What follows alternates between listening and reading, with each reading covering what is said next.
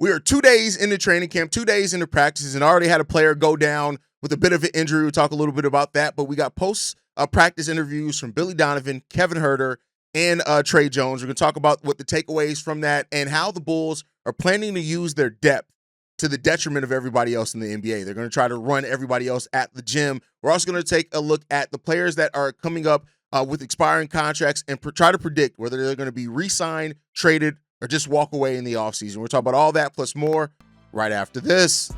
You are now tuned in to Chicago Bulls Central, your number one spot for all things Chicago Bulls, hosted by Hayes.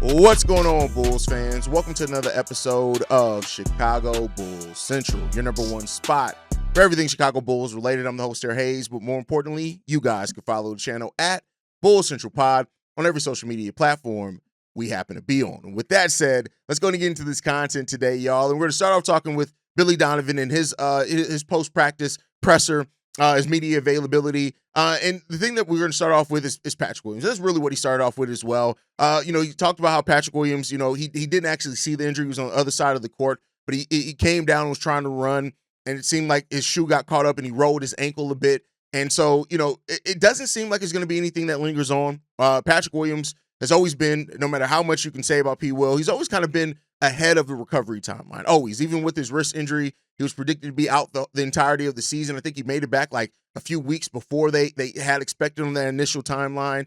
So, came back out. He was on a stationary back on the sideline. So, see how much time Patrick Williams ends up missing for the Chicago Bulls or any in practice. But, while the injury doesn't seem like it's anything serious, and that's good there, you don't want to see anybody get hurt. The time that Patrick Williams missed could be the key in what could hurt him here, right? Like, this is a true competition. Like, there are 5 players fighting over the 10th spot on this team. And while Billy Donovan, and we'll talk a little bit about that later in the show, has talked a lot about depth, and a lot of the players on this team have talked about how the Bulls plan to use their depth to their advantage over the course of this season.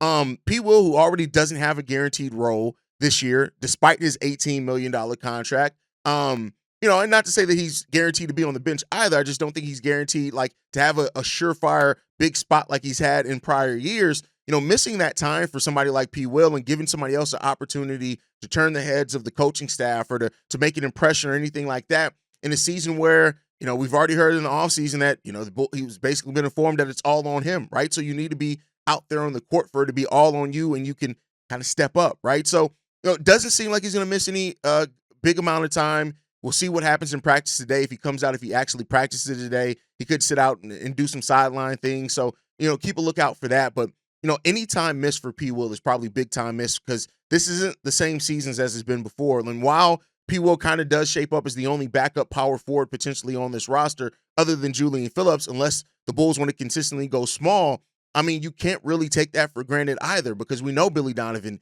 is not against playing guards ahead of you at that power forward position, P. Will. So, we'll see what happens there. And overall, again, I don't want to see anybody get injured to anything. If P. Will is going to lose his role, if P. Will is going to not have minutes on this team, I want it to come because somebody's clearly outplayed him, which, shouldn't be too hard, but we'll see what the future does hold there, and hopefully speedy recovery for P. Will there. But moving on to other things Billy Donovan talked about, he talked a lot about Coby White, right? And he talked about Coby White's injury also, and basically said that he's done some shooting.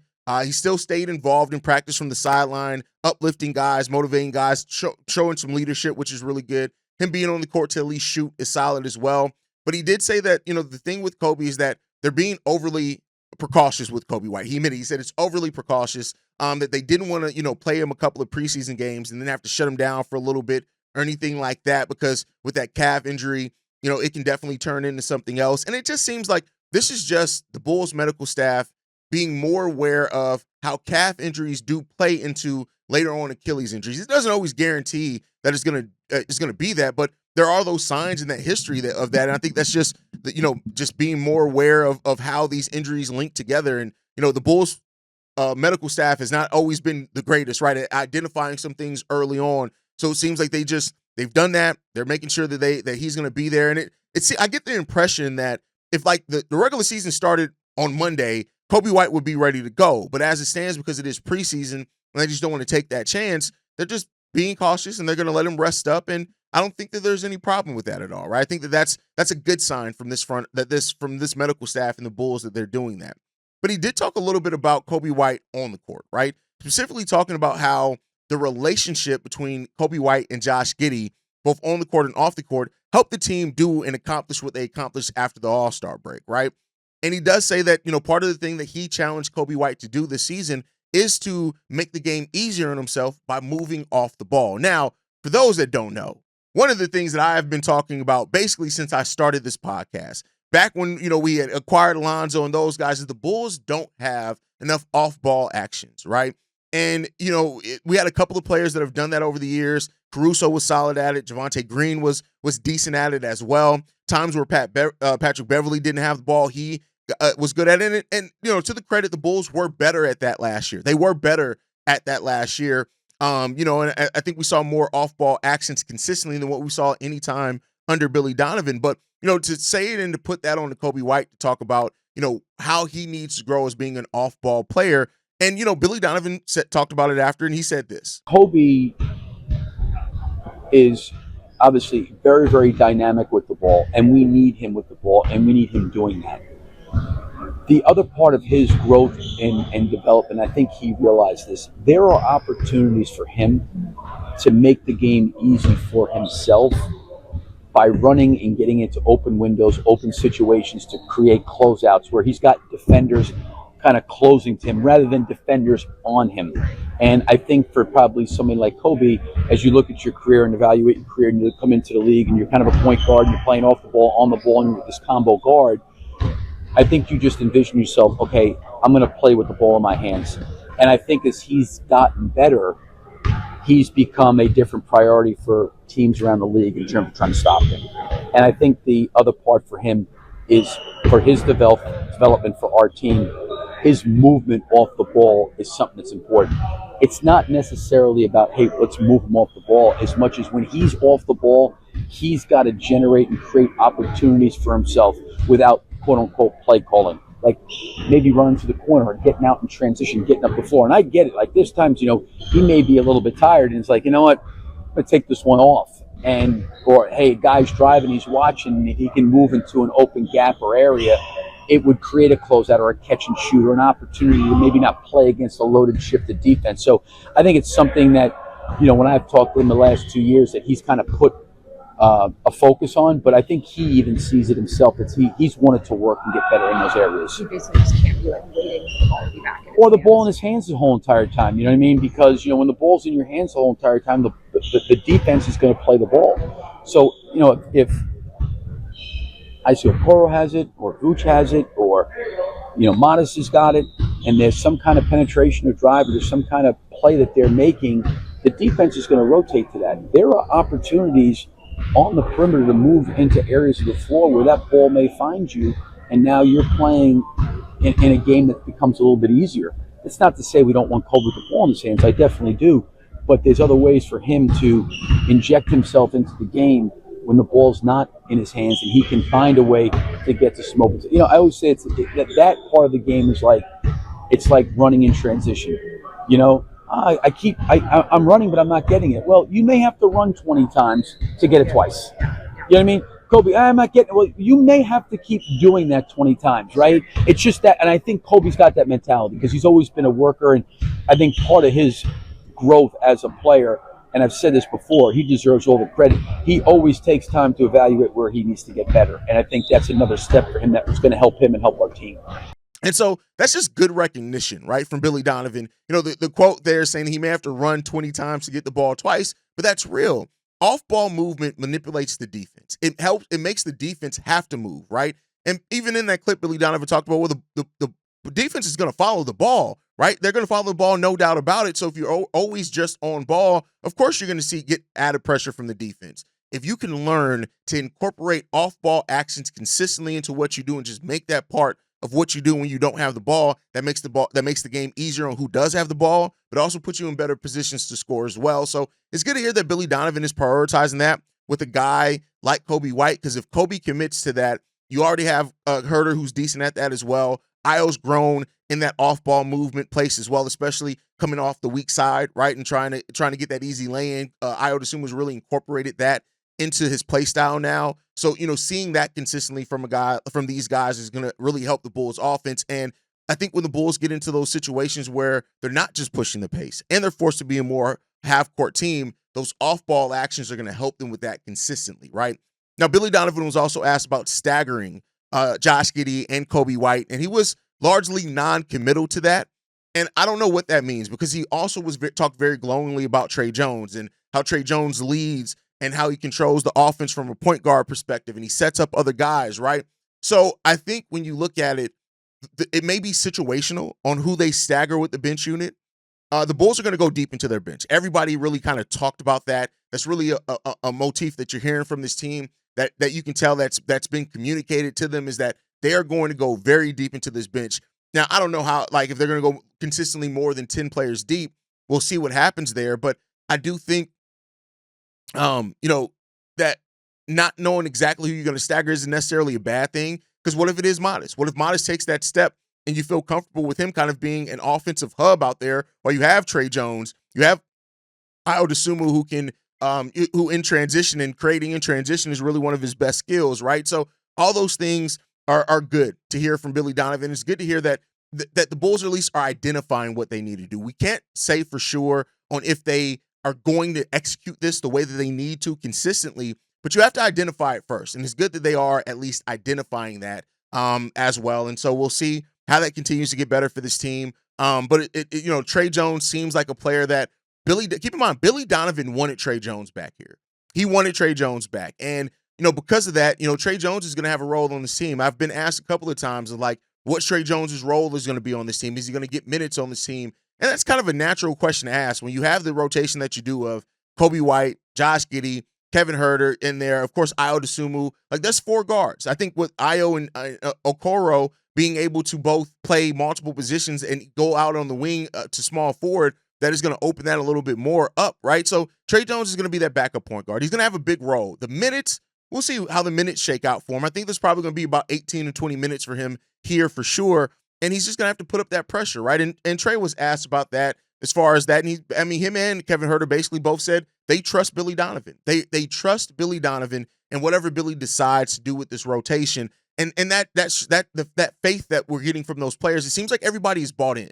And, that doesn't necessarily mean you're going to have some super big success, but at least when everybody is buying in to what you're trying to do as a team, it makes executing what you want to do that much easier because you have the buy-in from the people that are there. And so hopefully they continue to buy in and, we can use that to our advantage. And that is what the Bulls are trying to do. When you look at the first day of practice for the Bulls, it was about establishing physicality and defense, right? That's what they want to do.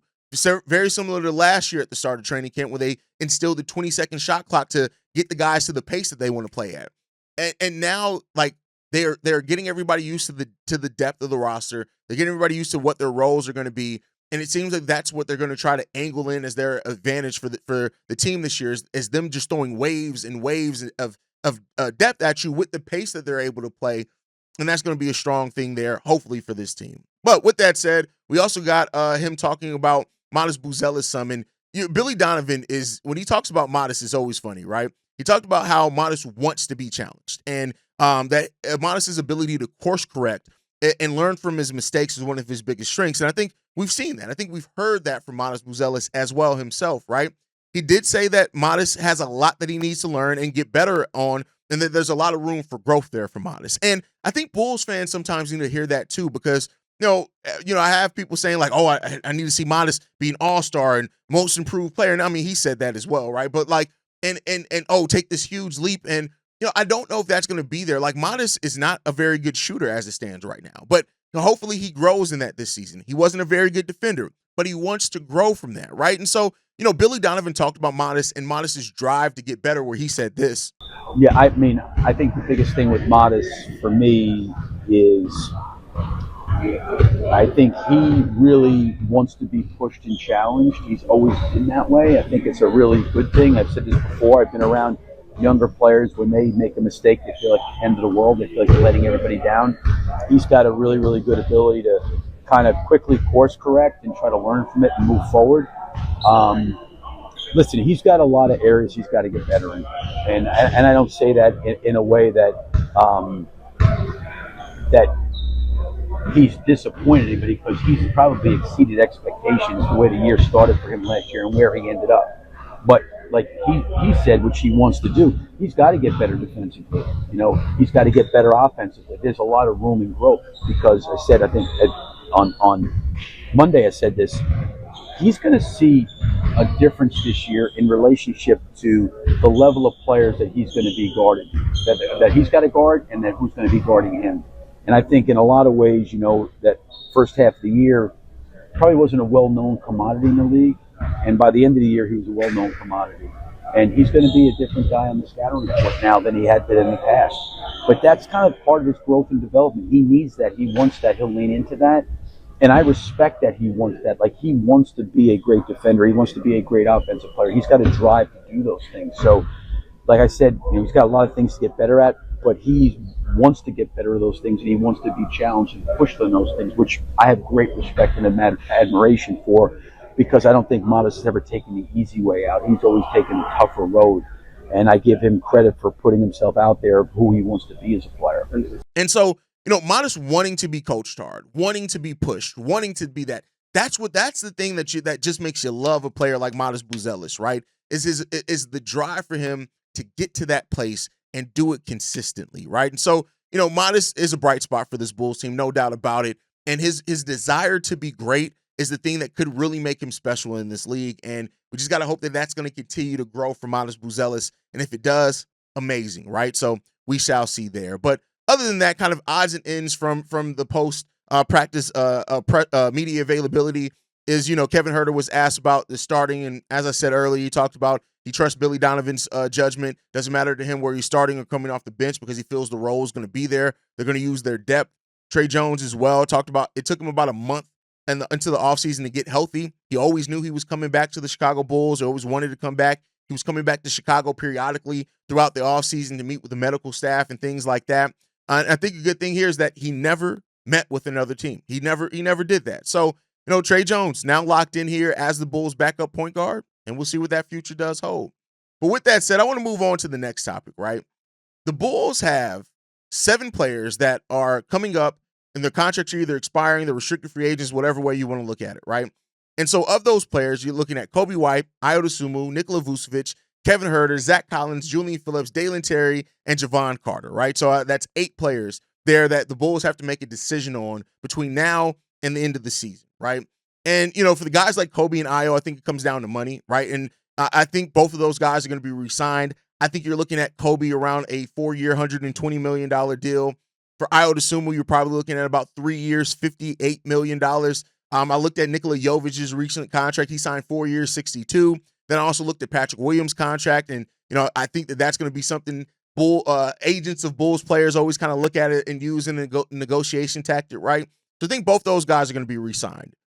Nikola Vucevic, I think that it comes down to Vuce is either going to be re-signed or he's going to be traded. I don't think they just let Nikola Vucevic walk away for nothing. Now, I mean, of course, the extension comes that Vuce would have to agree to that, but I can very well see them doing something similar they did to Lonzo Ball last year. Not the money, but do something similar, try to shop him.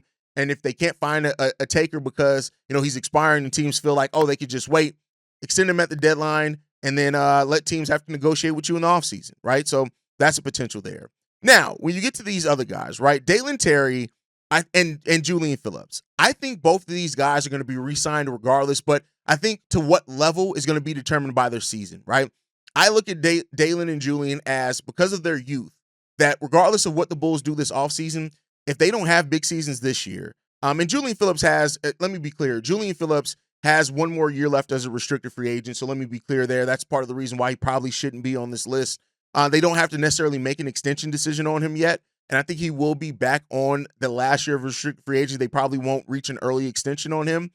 But Dalen, I do think is going to be re-signed because I think at minimum, Dalen Terry is going to be signed as a player that gets a team-controlled, cost-effective contract, but it's like, all right, he's on the end of the bench. If he does excel, great. We have a young player that can do some things that's been in our system, but I don't how big that deal is. That's going to be determined by how Dalen Terry plays today, but more on that in plays this season, but more on that in a second. Javon Carter, let him walk. I mean, you can shoot him, but let him walk, right? As far as Zach Collins and Kevin Herder, right?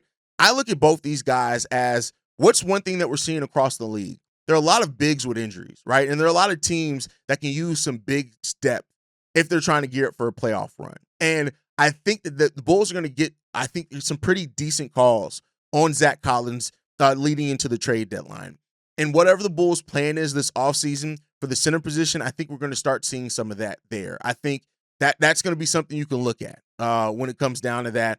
Zach Collins, I would not be surprised if he's re-signed, but I'm going to err more on the side of traded because I think there's going to be a team that comes calling for big man depth that's going to need him and that's going to need him for a playoff run. And it could be the Celtics that lack big man depth right now, that if Jason Tatum looks like he's coming back and the Celtics are able to stay afloat in the East, they could come calling. Maybe a team like the Indiana Pacers could if Ben Mathurin takes a huge step, Nimhard and Nesmith, right? If those guys take a step in those directions. And same thing for Kevin Herder. Teams always need shooting, right? And with Kevin Herder's pending contract, I think that there are going to be teams that come calling for Kevin Herder. Now, depending on how the Bulls see his shooting, especially if he does end up coming off the bench, could determine that and where the Bulls are too. I don't think the Bulls are going to trade any of these guys if they feel they're in the thick of like the 6th, 7th seed battle for that in the Eastern Conference. I don't think they trade any of these guys, and then that makes it kind of more likely for other things. But look out for those guys to be moved. And I think that leads us to naturally to the last topic I want to talk about today. A wild card, right? When you look at typically over the season, there's always a player that plays a bit of a wild card role for you. For the Bulls last season, the wild card came after the trade deadline. When you got Trey, when you got Kevin Herder, when you got Zach Collins, those were guys that came in and played well above probably what you thought you were getting when you traded for them and helped the Chicago Bulls really finish that season strong, right? Now, I don't know how active the Bulls are going to be in moves, but what are some of the potential wild cards for this team on the roster right now? And I think we got 4 clear candidates: Dalen Terry, Julian Phillips, Noah Essengue, and Jalen Smith. The 4 of the 5 guys, and Patrick Williams could be that too. I don't want to technically count out P. Will. I just don't expect it for P. Will, right? But you have those 4 guys, and all the different things. Dalen has seemed very confident, in this offseason. And if Dalen really does make a considerable step up this year, it definitely helps the Bulls because what he provides with shooting, potentially, what he provides with point of attack defense, if you can add another point of attack defender to Io, to Isaac Okoro, if you can do that, it really does change things for you, right? So, Dalen's definitely one of those guys. Julian could do that as well. Julian is still a very young player, very raw, started to show more things towards the end of last season as well. He just has to be a consistent shooter. Him also with the potential of bringing defense and some rim protection for the Chicago Bulls. Also, he's another guy that if he makes a step this year, he can really play and add some kind of unexpected depth for the Chicago Bulls. And then the last 2 guys on the list, Noah Essengue and Jalen Smith. We all know with Noah. Noah's played professionally overseas. He's experienced in that. He's done that for a while now. This isn't like while he's the youngest player in the NBA, this is still a guy that's played professionally. He's shown the ability to get to the free throw line. The defense, is projected to be the rim protection with his length, a lob threat, right? If Noah Essengue truly does earn a role on this team by the end of the season, I could completely see him being an X factor for this team. But don't overlook Jalen Smith either. I know Jalen didn't finish the season strong. He didn't play down the stretch of that season, but what he provides shooting, if Billy Donovan opens up his mind to playing Jalen Smith as a 4 more often, and that's not to say that Jalen can't play the 5. I just think that your 5 rotation is going to go to Vooch and Zach Collins. But if Billy Donovan is open more to playing Jalen Smith at the 4, I think that Jalen could thrive in that role. His ability to be a 3-point shooter. He's not a good defender, but also his ability to provide a little more rim protection at times as well, right? It's that potential for Jalen. Those are the 4 guys that I think could really be an X factor for the Bulls. If you get one of those guys or multiple of those guys to really step up this season, it could provide some unexpected stuff for the Bulls this season. But let me know what you guys think. When you hear those 4 guys, who would you bet on to be the X factor for the Chicago Bulls and to perform kind of more than what their role that you expect for them to be. Let me know what you guys think on that down below. That's my time for today, guys. Make sure you guys are following us at Bulls Central Pod. You can send us any feedback, questions, comments, concerns, bullscentralpod@gmail.com. Lastly, if you want to leave a text message and our voicemail for the mailbag, the number to do so, 773-270-2799. We are the #1 spot for everything Chicago Bulls related, but that is thanks to you, lovely and beautiful people. And like I like to end every episode on, go Bulls. Love you guys. See red if you can, y'all. Peace. This has been a presentation of the Break Media.